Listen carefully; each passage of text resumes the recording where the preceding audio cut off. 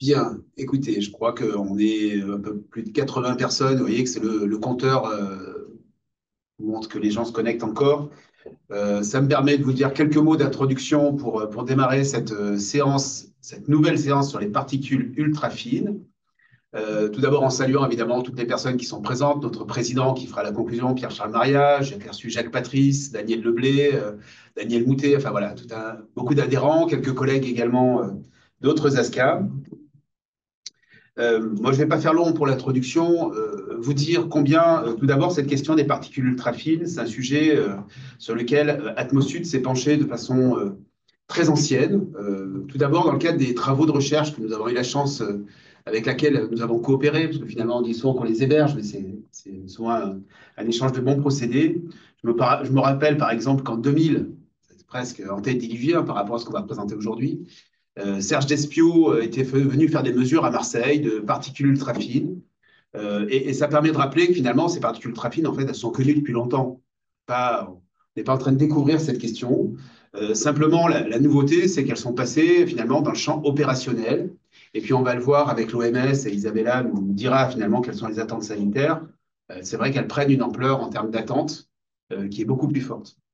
Alors, 2000, c'était le programme Escompte, pour ceux qui s'en souviennent. Depuis, on a eu quand même beaucoup de travaux et nous, la séquence de développement importante, elle s'est d'abord faite autour de l'étang de Berre, puisqu'en fait, certains travaux, je crois que c'était Henri Vortam d'ailleurs qui en était à l'origine, montraient que dans les panaches industriels, c'est vrai que la question est bien plus large aujourd'hui, on voyait beaucoup de petites particules et de très petites particules.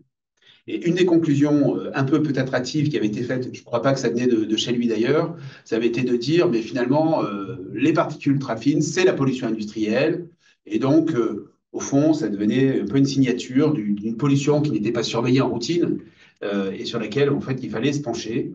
Donc, ça a donné lieu à une forte mobilisation d'Atmosud, de ses adhérents pluriels. Moi, je rappelle souvent que c'est pas à la demande exclusive des uns ou des autres, hein. Il y a toute cette démarche de travail collectif avec l'État, les collectivités, les industriels eux-mêmes et les associations hein, qui sont à la manœuvre. J'ai cité Daniel Moutet, ça fait partie des ardents acteurs de ces attentes. Et donc, on a développé progressivement un réseau de mesures qui a été d'abord industriel, et puis, on va le voir, Florence Perron de chez nous va vous présenter ça. En fait, le sujet s'est étoffé. Alors, qu'est-ce qu'on peut dire rapidement de cette question sans déflorer les présentations très intéressantes qui vont suivre? Euh, Tout d'abord, dire qu'en 2018, on avait déjà fait un point. Vous voyez, on est en 2025. Et à l'époque, Pierre-Charles Maria avait annoncé le fait que ces données étaient en ligne. Donc, pour nous, on a des mesures aujourd'hui qui sont opérationnelles, ça fonctionne. On est vraiment sorti du champ de la recherche. Vous verrez qu'on a changé de standard progressivement. Les choses se sont stabilisées au niveau européen, ce qui donne lieu d'ailleurs à quelques difficultés dans l'analyse. Florence l'évoquera tout à l'heure. Mais ce qu'on retient au fond, c'est que, bien sûr, ce n'est pas que l'industrie. Ce que l'on constate, en fait, c'est que ces particules ultra fines, elles sont liées aux combustions. On comprend très bien dans les processus que va nous présenter Anne Monod tout à l'heure, la façon dont finalement elles naissent et après elles vont grossir, on va le voir, mais c'est finalement une phase assez transitoire que l'on observe. Et puis, on les observe aussi dans ce qu'on appelle les pollutions secondaires. Et on est dans une région, vous le savez, qui est très concernée avec la pollution photochimique.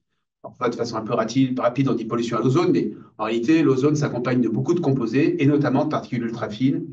Et on verra un petit peu comment tout ça se fabrique. Euh, on est toujours un peu devant une difficulté quand on mesure des nouveaux composés, parce que une des questions qui vient assez vite, c'est finalement, mais qu'est-ce qu'on risque et quels sont les référentiels?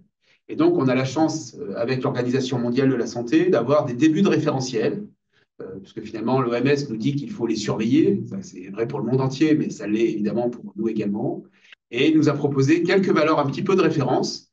Donc là, on s'appliquera à vous comparer ce qu'on mesure avec ces références. Vous verrez que c'est assez riche. Moi, je vais terminer simplement en vous disant que ce qu'il faut retenir, c'est que les particules ultra fines, ça ne fonctionne pas comme les particules fines. Alors, on va me dire c'est particules et particules, mais finalement, ce qu'on va vous montrer aujourd'hui, c'est que ces particules ultra fines, elles sont vraiment très très fines, elles sont vraiment dans ces processus de combustion, dans ces processus de nucléation secondaire. Donc, elles vont être très liées aux oxydes d'azote, par exemple, près des routes, clairement, ou près des sources d'émissions. Et paradoxalement, les particules fines, elles le sont beaucoup moins aujourd'hui. On voit que c'est plutôt l'abrasion, les envols, ainsi de suite. Et dans les processus secondaires, quand on les compare à l'ozone, en fait, on voit que ce n'est pas tout à fait les mêmes processus. Hein, ce n'est pas corrélé.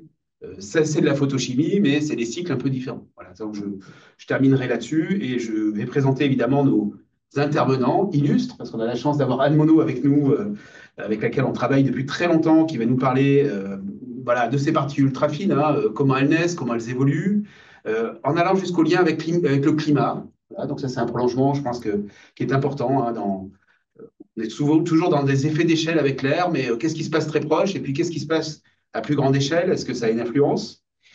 Nous avons la chance d'avoir Isabella également, Anési, Maezano, qui nous fait vraiment l'amitié d'être avec nous régulièrement. Il y a un podcast Bonjour. concernant les polluants que je vous engage à écouter, hein, parce que extrêmement intéressant. Pollen et polluants, ça fait quelque chose de particulier. Aujourd'hui, tu vas nous parler de ces particules ultra fines, pourquoi la santé s'y intéresse, comment ça marche en quelque sorte. Et puis, on aura deux intervenants d'Atmosud. Donc, Florence Perron, qui est notre spécialiste du sujet, qui est à Nice, qui est en ligne, et qui va nous parler, au fond, des résultats principaux. Dans les grandes lignes, on pourra évidemment répondre aux questions. Et puis, un travail qui a été initié il y a peu sur les émissions. Hein, vous savez que le métier des ASCA, c'est mesurer, modéliser. Et puis, on a une brique importante qui est le calcul des rejets qui sont liés aux activités. En fait, pour avoir une vision d'ensemble, il est bon de revenir finalement à cette brique élémentaire. Et donc, on a initié un travail et Damien Bouchard va nous en faire part, plein de collaborations d'ailleurs sur le sujet. Et puis, nous aurons la conclusion de notre président, hein, toujours très assidu, et comme je crois, je peux dire comme moi, pour qui le sujet le passionne, je pense que c'est particulier ultra fine, c'est vraiment un dossier très intéressant.